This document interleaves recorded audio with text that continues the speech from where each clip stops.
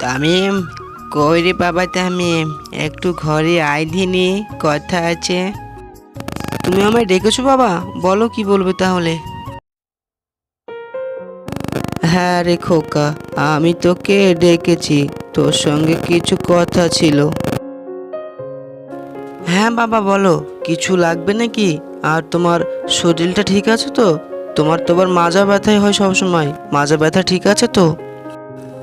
আরে হ্যাঁ হ্যাঁ, ও সব ঠিকই আছে, তবে সময়তেই ভালো, সময়তেই আবার ব্যথা শুরু হয়ে যায়। তবে তোকে যেটা বলছিলাম।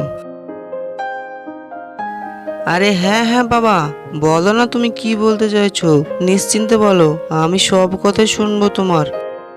শোন খোকা, এখন তো দিনকাল ভালো না, আমাদের পুকুরের মাছগুলো আস্তে আস্তে মনে হচ্ছে চুরি হচ্ছে। আজ তোকে ওখানে রাতে যেয়ে জোগাতে হবে।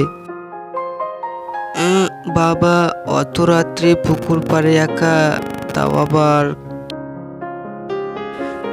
হ্যাঁ রে খোকা, তোকে একাই থাকতে হবে। আমি জানি তুই এই কাজটা করতে পারবি, তুই আর দেরি করিস না, আজকে রাত্রে বেরিয়ে পড় বুঝলি। ওইদিকে এখন খুব চোরের আমদানি বেড়েছে। আচ্ছা ঠিক আছে বাবা, যখন এত করে বলছো আমি আজকেই রাতে বেরিয়ে যাব। তারপর বাবার কথা মতো আমি রাত্রেই বেরিয়ে পড়লাম।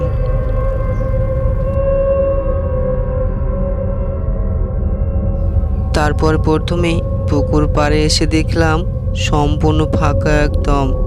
তারপর আমি রাত্রেই ওই পাশে একটা কুটির ছিল, সেই কুড়ো বাড়িতেই আমি আশ্রয় নিলাম আর সেইখানে ঘুমিয়ে গেলাম।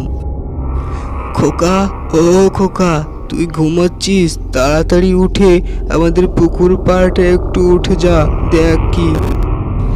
তারপর আমি ঘুমের ভরে বাবার কথা শুনতে পেয়ে লাইট নিয়ে এদিক ওদিক দেখতে লাগলাম। চোখে কাউকেই পড়লো না সেরকম। তারপর এইভাবেই চলে গেল রাত।